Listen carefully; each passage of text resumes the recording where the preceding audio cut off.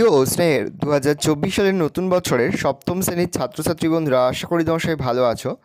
আজ আমরা যে বিষয়টি নিয়ে আলোচনা করব সপ্তম শ্রেণীর সেকেন্ড সামেরিক অর্থাৎ দ্বিতীয় পর্যায়ক্রমিক মূল্যায়নের ভূগোলের কোশ্চেন পেপার নিয়ে। দেখো সরাসরি স্ক্রিনে কিন্তু আমরা সপ্তম শ্রেণীর সেকেন্ড সামেরিক অর্থাৎ দ্বিতীয় পর্যায়ক্রমিক মূল্যায়নের ভূগোলের কোশ্চেনটা দেখতে পাচ্ছ। ফুল মার্কস তোমাদের রয়েছে 25 আর সময় তোমাদের রয়েছে 50 মিনিট। একই দাগে রয়েছে সঠিক উত্তর নির্বাচন করো যে কোনো পাঁচটি, প্রতিটি প্রশ্নে মান 1 করে 1 × 5 = 5। প্রথম, গ্রস্ত উপত্যকা দেখা যায় ভঙ্গিল পর্বতে, স্তূপ পর্বতে, আগ্নেয় পর্বতে না ক্ষয়জাত পর্বতে। উত্তর হবে স্তূপ পর্বতে। পরের প্রশ্ন, পৃথিবীর প্রাচীনতম ভঙ্গিল পর্বত আরাবল্লী, সাতপুরা, হিমালয় না ফুজিয়াম। উত্তর হবে আরাবল্লী। পরের প্রশ্ন, বদ্বীপ নেই এমন একটি নদী হলো কাবেরী, অ্যামাজন, ভাগীরথী না হুগলি, ইয়াংসি কিয়াং। উত্তর হবে অ্যামাজন। প্রশ্ন, নদীর ক্ষয়কার্যের ফলে সৃষ্ট একটি ভূমিরূপ হলো জলপ্রপাত, প্লাবনভূমি, অশ্বক্ষাকৃতি হ্রদ না বদ্বীপ। উত্তর হবে জলপ্রপাত। পরের প্রশ্ন, সিমেন্ট তৈরির কাজে লাগে ব্যাসল্ট, গ্রানাইট, কোয়ার্টজাইট, চুনাপাথর। উত্তর হবে চুনাপাথর। পরের প্রশ্ন, সবচেয়ে বেশি জল ধারণ ক্ষমতাযুক্ত মাটি পলি মাটি, দোআঁশ মাটি, বেলে মাটি না এঁটেল মাটি। উত্তর হবে এঁটেল মাটি। পরের প্রশ্ন, আফ্রিকা মহাদেশের মোট দেশ বা রাষ্ট্র সংখ্যা হলো 54টি, 56টি, 60টি না 65টি। উত্তর হবে 56টি। পরের প্রশ্ন, কঙ্গো নদী অববাহিকার পূর্ব, উত্তর, দক্ষিণ, পশ্চিম দিকে প্রবাহিত হয়েছে। উত্তর হবে পশ্চিম দিকে প্রবাহিত হয়েছে। পরের প্রশ্ন, দুয়ে দাগে রয়েছে দু এক কথায় উত্তর দাও যে কোনো পাঁচটি, প্রতিটি প্রশ্নে মান 1 করে 1 × 5 = 5। প্রথম, একটি প্রাচীন ভঙ্গিল পর্বতের নাম লেখ। উত্তর লিখবে আরাবল্লী। পরের প্রশ্ন, ভারতের একটি স্তূপ পর্বতের নাম লেখ। উত্তর লিখবে সাতপুরা। পরের প্রশ্ন, ভারতের একটি অন্তর্বাহিনী নদীর নাম লেখ। উত্তর লিখবে লুনি।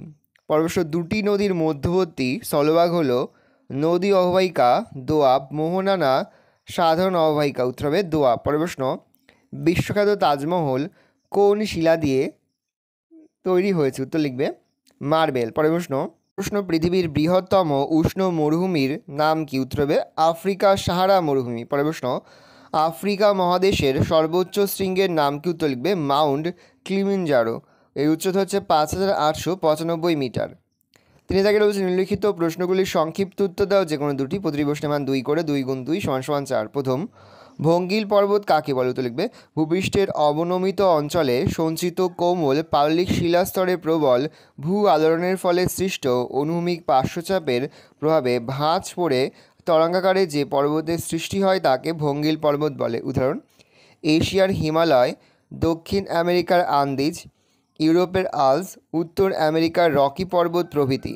পরে স্তূপ পর্বত কাকে বলে। উত্তর লিখবে প্রবল মহীভাবক ভূ আলোড়নের ফলে শিলাস্তরে কোথাও সংকোচন বা সংনমন, আবার কোথাও টান বা প্রসারণের জন্য ভূপৃষ্ঠে চ্যুতি সৃষ্টি হয়।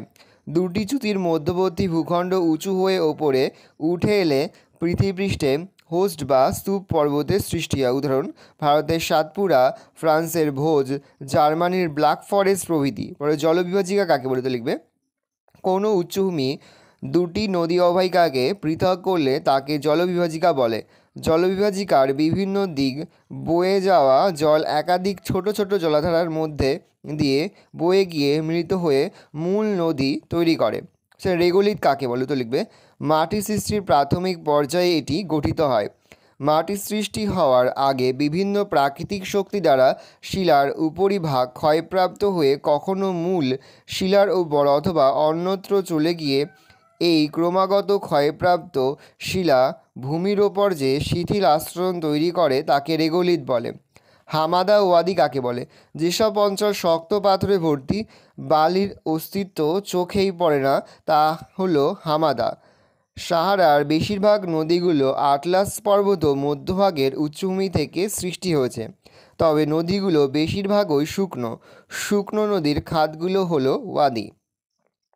চার দাগের কিছু নিম্নলিখিত প্রশ্নগুলির উত্তর দাও যে কোনো দুটি, প্রতিটি প্রশ্নের মান 3 করে 3 × 2 = 6। প্রথম, কেবলমাত্র ভঙ্গিল পর্বতেই ভাঁজ দেখা যায় কেন। উত্তর লিখবে ভূত্বক গঠনকারী দুটি অভিসারী পাত অ্যাস্ট্রোস্ফিয়ারে ভাসমান অবস্থায় যখন একে অন্যের দিকে এগিয়ে আসতে থাকে তখন এদের মধ্যবর্তী অংশে দীর্ঘদিন ধরে সঞ্চিত পলি রাশিতে ভাঁজ পড়ে তরঙ্গাকারে যে পর্বতের সৃষ্টি হয় তাকে ভঙ্গিল পর্বত বলে। উদাহরণ: এশিয়ার হিমালয়, দক্ষিণ আমেরিকার আন্দিজ, ইউরোপ মহাদেশের আল্পস, উত্তর আমেরিকার রকি পর্বতমালা প্রভৃতি। পর হচ্ছে অশ্বক্ষাকৃতি হ্রদ কাকে বলে, তো লিখবে নদীর বাঁকের একদিকে জলস্রোত বেশি থাকে, তার উল্টো দিকে সঞ্চয় বেশি হয়, ফলে নদী এক পার ভাঙে অন্য পার গড়ে। নদীর বাঁকের পরিমাণ বাড়লে বা নদীতে জল বাড়লে কখনো নদী বাঁকের একটা অংশ মূল নদী থেকে আলাদা হয়ে যায়। এই আলাদা হওয়া অংশটা ঘোড়ার খুরের মতো দেখতে হয় বলে একে অশ্বক্ষাকৃতি হ্রদ বলে। মাটি কিভাবে সৃষ্টি হয়? মাটি সৃষ্টির কয়েকটি পর্যায়ে ভাগ করা যায়। মাটির দানা সৃষ্টি: শিলা থেকে বিভিন্ন প্রাকৃতিক প্রক্রিয়ায় চূর্ণ বিচূর্ণ হয়ে মাটির খনিজ পদার্থ তৈরি হয়। এই খনিজ পদার্থগুলি নদী, বাতাস প্রভৃতি দ্বারা পরিবাহিত হয়ে এক স্থানে সঞ্চিত হয়। 2. জৈব পদার্থের সংযুক্তি: মাটির অন্যতম উপাদান জৈব পদার্থ। প্রধানত উদ্ভিদ ও প্রাণীর দেহাবশেষ ও দেহজাত পদার্থ খনিজের সঙ্গে যুক্ত হয়। 3. সময় সাপেক্ষ: এর প্রক্রিয়াগুলি বহু সময় ধরে চলে, অর্থাৎ মাটির সৃষ্টিতে সময়ের ভূমিকাও মুখ্য। মিশরকে নীলনদের দান বলে কেন, তো লিখবে নীলনদের ধারে গড়ে ওঠা প্রাচীন মিশরীয় সভ্যতার কথা আমরা জানি। সভ্যতা গড়ে ওঠার জন্য জলের যোগান থাকাটা ভীষণ জরুরি। সেই কারণে প্রাচীন মানব সভ্যতাগুলোর বেশিরভাগই নদীকেন্দ্রিক। নীলনদ অববাহিকা আফ্রিকা মহাদেশের এক অতি গুরুত্বপূর্ণ অঞ্চল।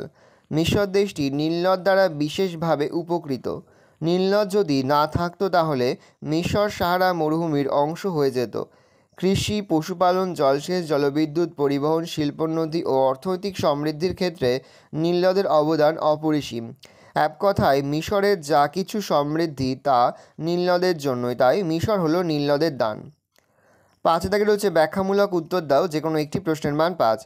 উদাহরণসহ পর্বতের শ্রেণীবিভাগ করো। উৎপত্তি ও গঠন অনুসারে পর্বতকে 4টি ভাগে ভাগ করা যায়, যথা ভঙ্গিল পর্বত, স্তূপ পর্বত, আগ্নেয় বা সঞ্চয়জাত পর্বত, অবশিষ্ট বা ক্ষয়জাত পর্বত। ভঙ্গিল পর্বত: পাললিক শিলায় ভাঁজ পড়ে বহুদূর বিস্তৃত যে পর্বতের সৃষ্টি হয় তাকে ভঙ্গিল পর্বত বলে। উদাহরণ: ভারতের হিমালয়, উত্তর আমেরিকার রকি, দক্ষিণ আমেরিকার আন্দিজ প্রভৃতি।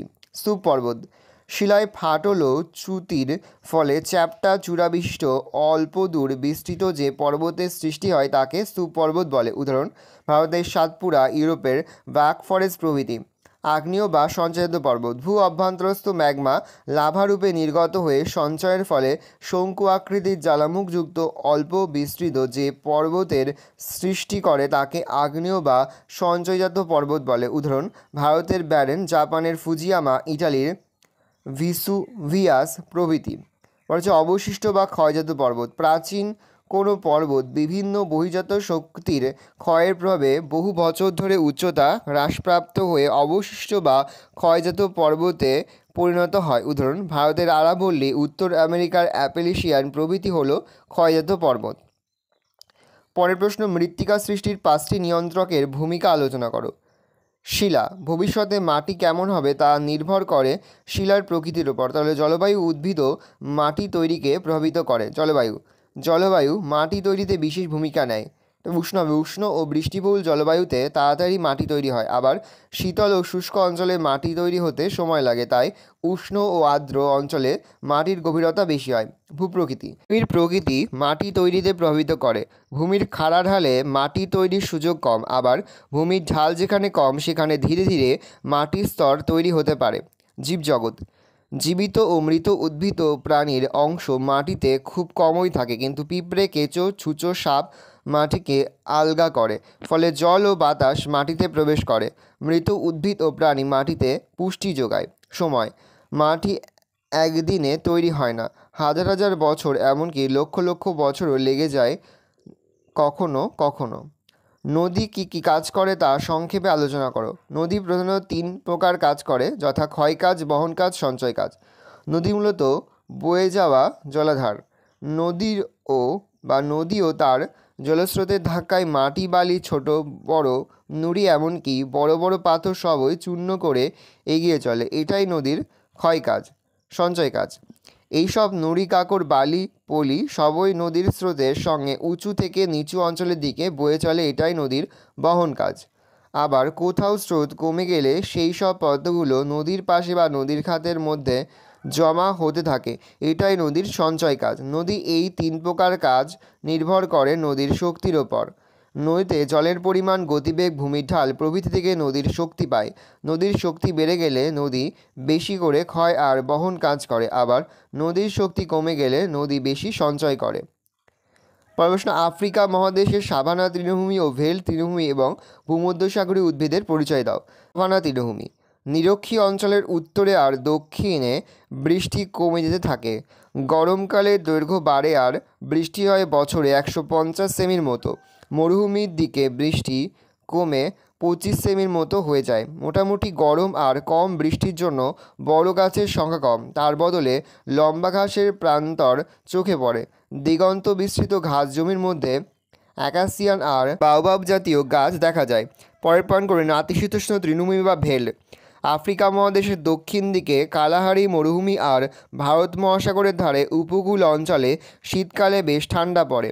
গরমকালে মোটামুটি গরম, শীত গ্রীষ্মের তাপমাত্রার মধ্যে পার্থক্য খুব বেশি। এখানে মরু অঞ্চলের থেকে একটু বেশি বৃষ্টি হয়। উঁচু পাহাড়ের ঢালে পপলার, উইলো এইসব গাছ দেখা যায়। সমভূমি এলাকায় ছোট খসখসে সবুজ ঘাস দেখা যায়। এই তৃণভূমিকে বলে ভেল্ড। পরের পয়েন্ট করে, ভূমধ্যসাগরীয় উদ্ভিদ। আফ্রিকার একেবারে উত্তর হাইপেন পশ্চিম ও দক্ষিণ হাইপেন পশ্চিম অংশে ভূমধ্যসাগরীয় জলবায়ু দেখা যায়। এই জলবায়ু অঞ্চলে শীতকালে বৃষ্টি হয়। সারা বছরে 50 থেকে 100 সেমি বৃষ্টি হয়। গরমকাল বৃষ্টিহীন থাকে। পাতায় নরম মোমের আস্তরণ দেখা যায়। জলপাই, ওক, আখরোট, ডুমুর, কক গাছগুলো এখানে জন্মায়। গরমকালে জলের সন্ধানে গাছের মূলগুলো অনেক গভীরে চলে যায়। কমলালেবু, আঙুর এইসব ফলের বাগান খুব চোখে পড়ে। ভালো করে দেখে নাও, এই রয়েছে টোটাল তোমাদের সেকেন্ড সামারি অর্থাৎ দ্বিতীয় পর্যায়ক্রমিক মূল্যায়নের সপ্তম শ্রেণীর ভূগোলের কোশ্চেন পেপার। ভালো তোমরা কোশ্চেন পেপারটা দেখে নাও।